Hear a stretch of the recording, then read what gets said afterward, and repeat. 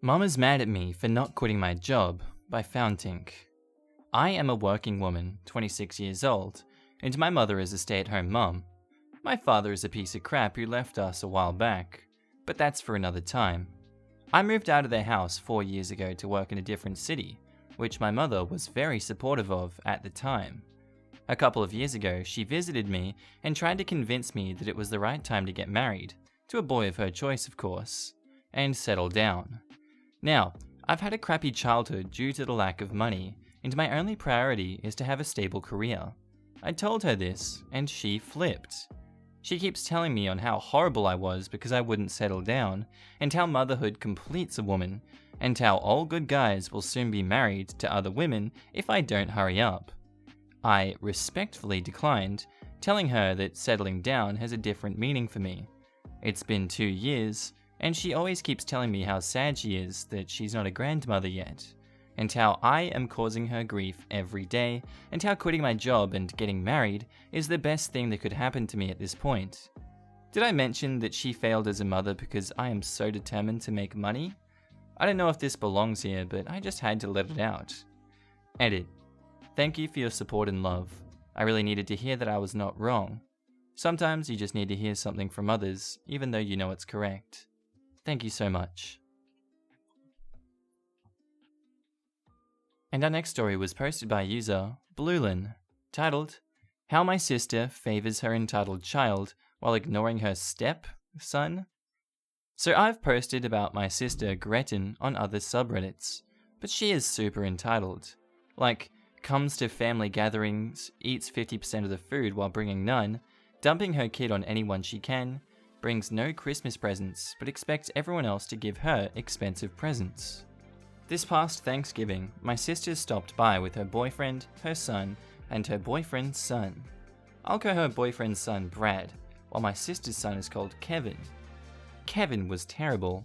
He immediately just tried to destroy things and breaking rules. Meanwhile, Brad was a dream.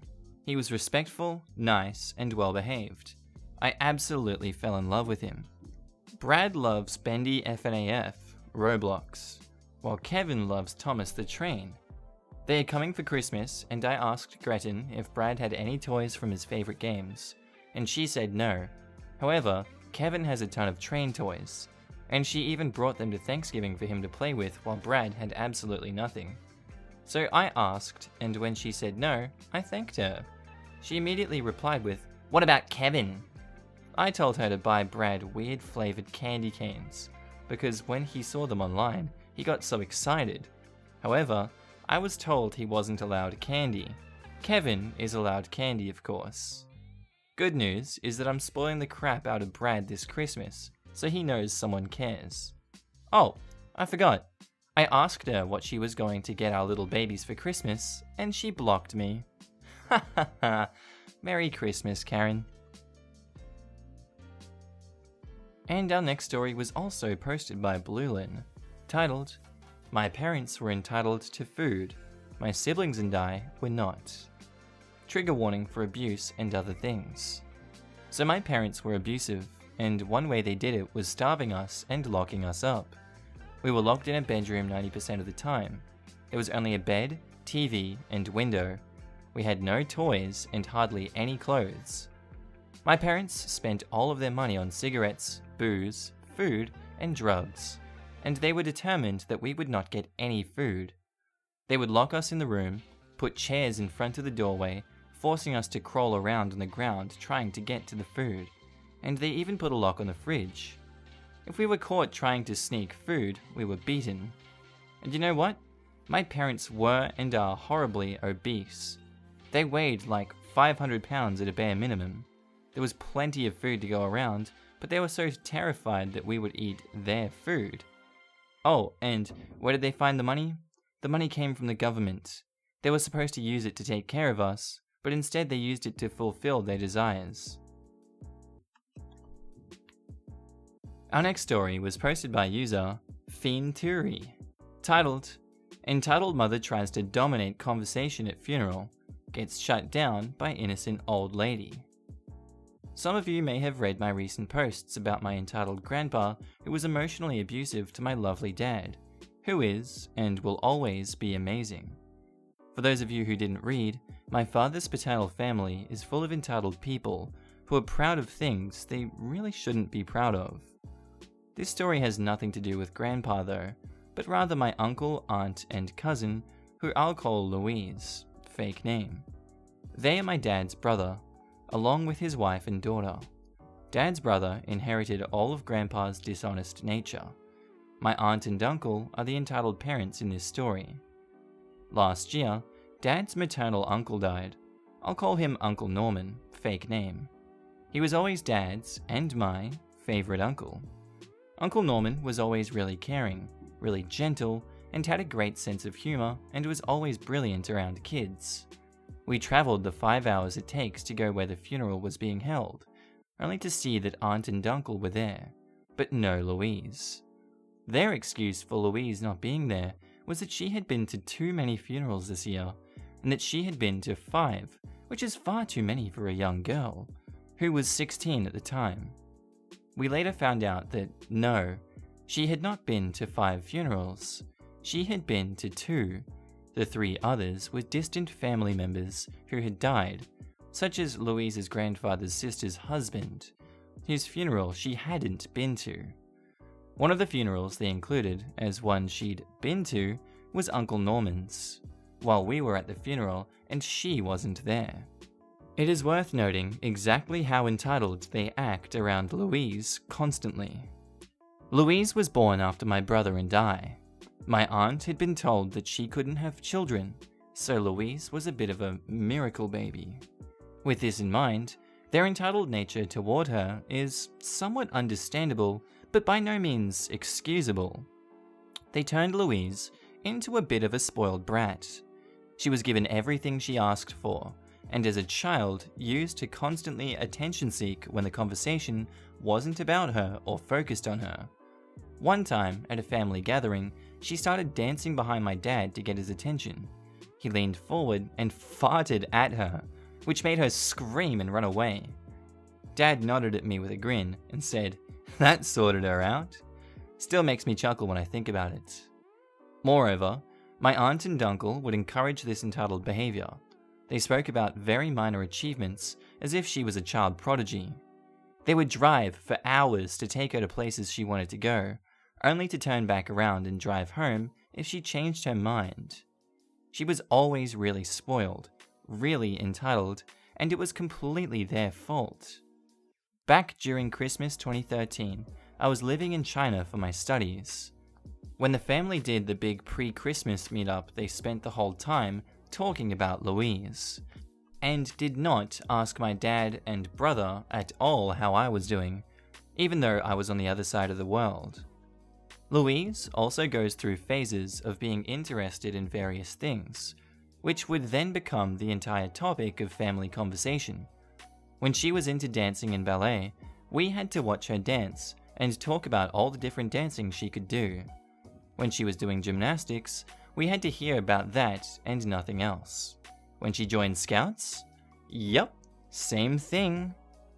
Irrelevant, but due to her entitled spoiled nature, it is almost impossible for her to make friends. So when she joined Scouts, both her parents joined as Scoutmasters, to make sure she got the best treatment and that she wasn't bullied by other kids for being a snob. To be completely honest, her parents ruined her. She was homeschooled because she was bullied and didn't like school. Neither of her parents know how to teach, so she has no education. Now, let's rewind back to Uncle Norman's funeral. I did my best to catch up with family members that I hadn't spoken to in years, sharing nice memories of Norman, complimenting the music chosen, and talking about how we had the same taste in classical music, the usual sort of thing you would talk about at a funeral. My aunt and uncle, however, would only talk about Louise, the kid that couldn't be bothered to come up.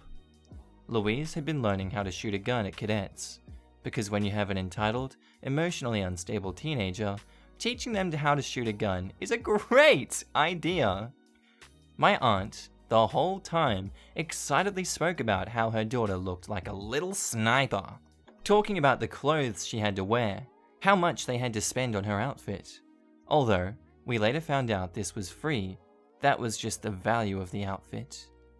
We generally just gave nodding responses before trying to turn the conversation back to Norman, back to the ceremony, back to catching up with family members, only for my aunt to interject with more bollocks about Louise. Also, worth noting, my aunt was only related to Norman through marrying my uncle, so why she tried to just dominate the funeral, I had no idea.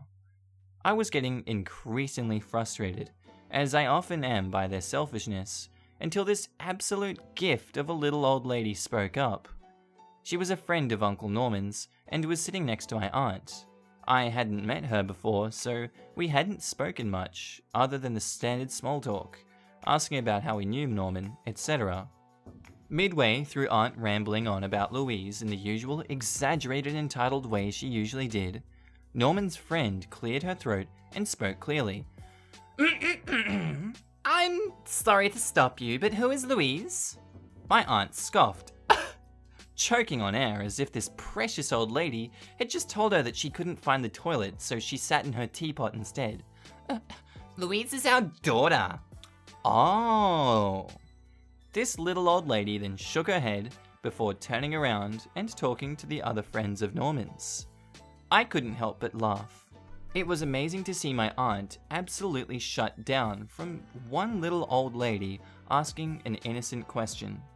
She then shut up, frowning with an absolutely foul look on her face before deciding to randomly complain about the food.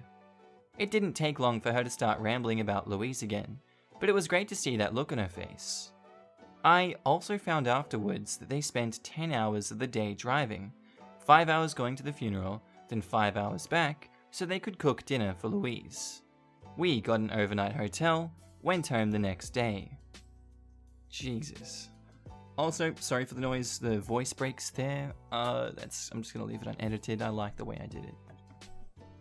And our next story, Gamers, was posted by a user, Somewhat Wanted Virus, titled, Why My Mother's Friend and Kid Are Not Allowed at My Place Anymore.